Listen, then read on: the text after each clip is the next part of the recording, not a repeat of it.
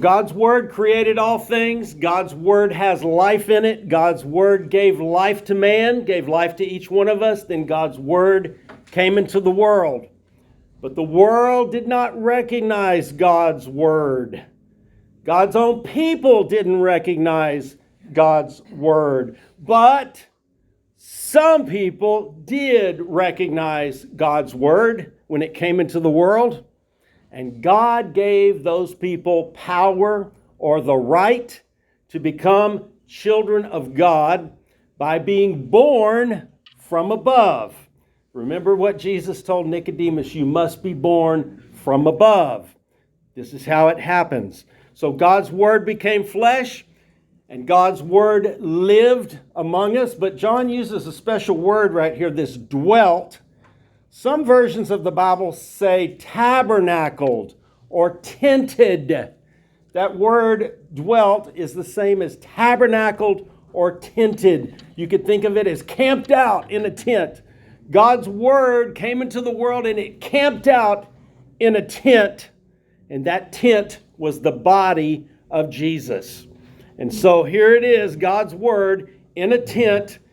And he's dwelling with his people, and he uses a little allegory here back to the story of the tabernacle in the Old Testament.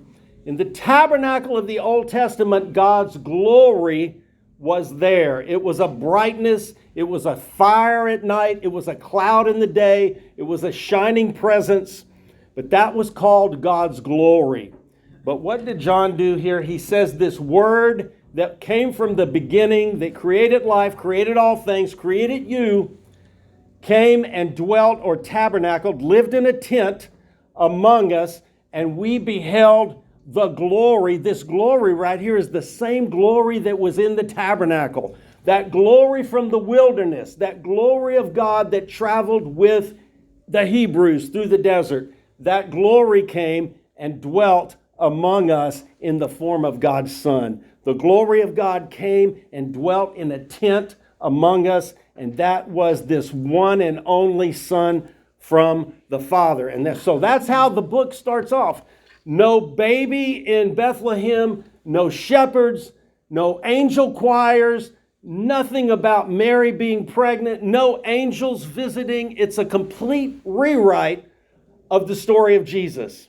And instead of John showing him coming through Mary and through the bloodline and through parents, John said he comes straight from God, straight from the beginning, straight from the creation. Here comes God's Word, and he comes into flesh, and it's as if he's living in a tent or a tabernacle, and the glory of God is there dwelling among us. So what a very high and lofty beginning John has to start his gospel. No baby in a manger, no animals. This is God, his glory, his word coming down to flesh and living among us. And John knew him, and John talked with him, and John had conversations with him, and John lived with him. Wow, what a fantastic story, and what a great way to start it out.